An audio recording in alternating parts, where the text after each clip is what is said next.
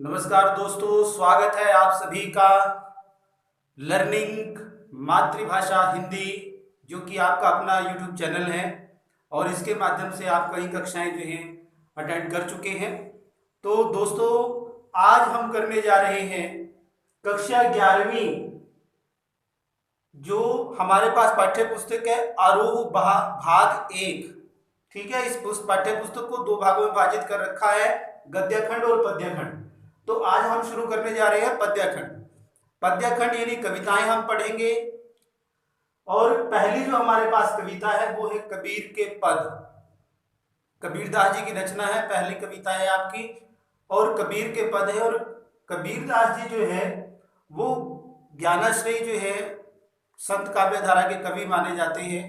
उन्होंने जो है समाज को सही राह दिखाने का काम किया है। उन्होंने मूर्ति पूजा का खंडन किया है, जो बाह्य आडंबर हम लोग करते हैं पूजा पाठ करने में, ईश्वर को प्राप्त करने में, उन सब चीजों को उन्होंने जो है खंडित किया है, खंडन किया है बिल्कुल निचले सिरे से। तो आज हम उनकी रचना पढ़ने जा रहे हैं। इस रचना में हमारे पास दो पद जो है विद्यमान है आपके पाठ्यक्रम में। तो पहला पद आप देख रहे हैं बोर्ड के ऊपर लिख रखा है, क्योंकि हो सकता है लॉकडाउन की वजह से कुछ बच्चे जो है पाठ्य पुस्तकें ना खरीद पाए हों, इसलिए इस प्रकार की व्यवस्था कर दी गई है कि यहाँ पर आप पहला पद पढ़ेंगे और आप इसको अच्छे से सुनेंगे और समझेंगे। ठीक है दोस्तों, चलिए ज्यादा देर न करते हुए शुरू करते हैं आज का हमारा पहला पाठ। तो यहाँ प्रस्तुत जो पहला पद है, जो आप प्रस्तुत पहला पद देख रहे हैं, इस पद में कबीर ने परमात्मा को अर्थात ईश्वर को सृष्टि के कण कण में देखा है, कण कण में पाया है, ज्योति रूप में स्वीकार कर लिया है, उसको स्वीकारा है। उसकी व्याप्ति जो है वो चराचर संसार में दिखाई देती है कबीरदास जी को, लेकिन कुछ लोग जो है वो मानने को तैयार नहीं है।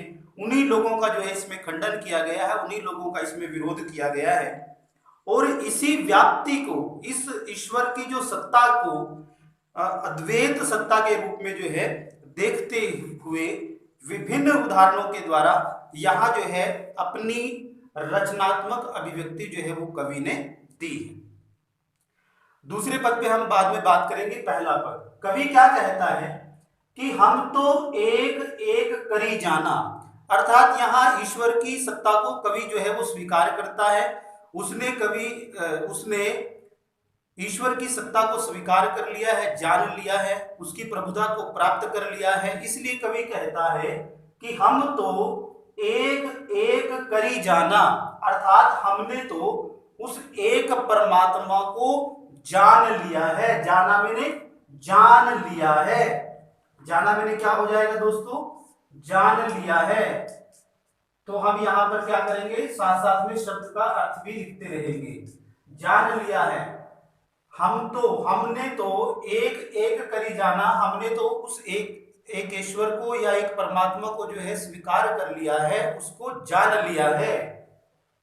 दोई कहें तिनहि कहूं दो जग जिन नाहिन पहचाना। अब ध्यान दीजिएगा, कबीरदास जी की जो भाषा है उसको आपने ध्यान से सुनना है, समझना है कि एक शब्द को दोई कहें, कवि कहता है कि जो दो सत्ता को स्वीकार करता है, अर्थात जो ईश्वर को अलग अलग रूपों में देखता है।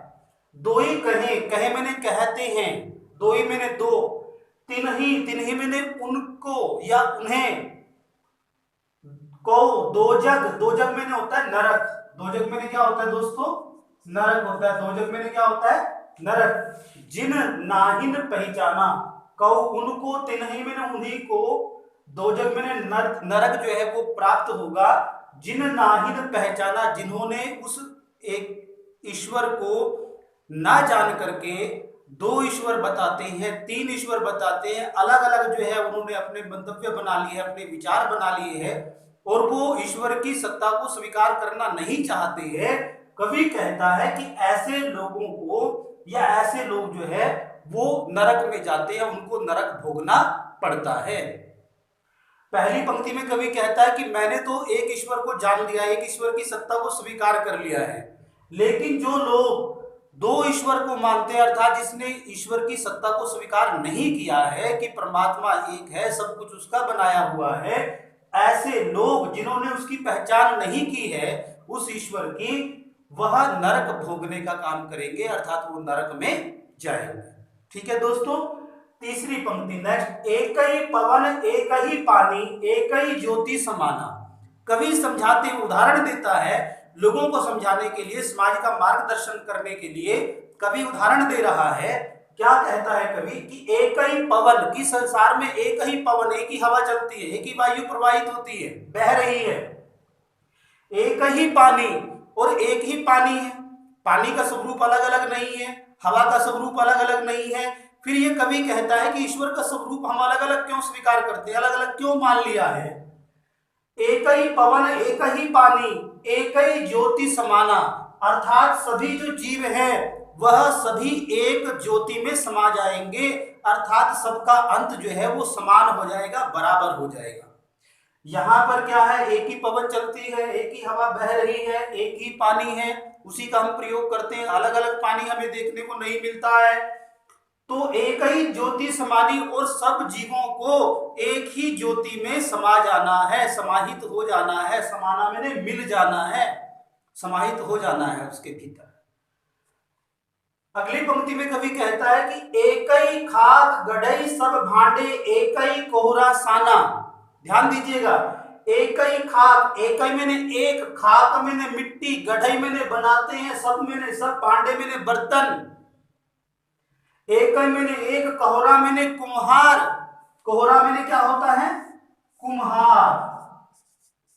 कुम्हार जो बर्तन बनाने का काम करता है उसकी यहां पर बात की जा रही है। साना मैंने होता है मिलाकर। अब कवि कहता है कि एक ही खाक गढ़ई सब भांडे एक ही कोहरा साना, कि जो कुम्हार होता है वो एक ही मिट्टी को मिला करके, सान करके, और वो जो है अलग अलग बर्तन बनाता है। उसमें भी ये नहीं है कि उसने अलग बर्तन बनाने के, एक बर्तन बनाने के लिए अलग मिट्टी का प्रयोग किया, दूसरा बर्तन बनाने के लिए दूसरी मिट्टी का प्रयोग किया, ऐसा वह कतई नहीं करता है।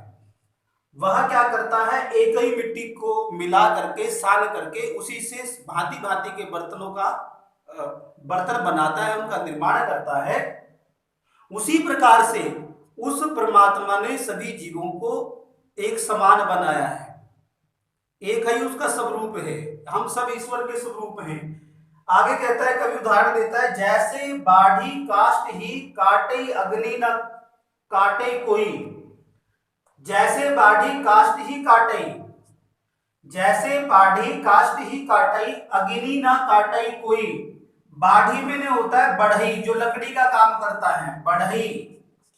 बाढ़ी में क्या होता है, बढ़ई, जो लकड़ी को काटने का काम करता है, जिसको हम जो है हरियाणवी भाषा में बाढ़ी भी कह देते हैं।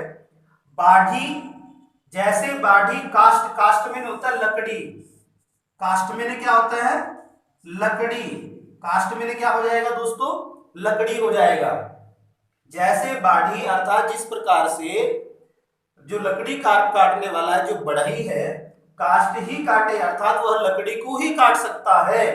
अग्नि ना काटे कोई, अग्नि किसी से भी काटी नहीं जा सकती है। जो लकड़ी को तो काट सकती है, लेकिन जो लकड़ियों से उत्पन्न जो आग है, अग्नि है, उसको कोई नहीं काट सकता। सब घटी अंतरी तू ही व्यापक धरे स्वरूप सोई। सब घटी अंतरी, अब लकड़ी के भीतर हम अलग अलग तो मान रहे हैं, लेकिन उसका जो मूल तत्व है अग्नि, लकड़ी के भीतर अग्नि विद्यमान है, लकड़ी के भीतर अग्नि है, उस अग्नि को हम नहीं काट सकते हैं, उस परमात्मा को हम अस्वीकार्य नहीं कर सकते हैं, वो सब में व्याप्त है। सब घटी अंतरी तू ही व्यापक धरे स्वरूप सोई। माया देखी के जग लुभाना काहे। यहां पर आ जाएगा सब घटी अंतरी तू ही व्यापक।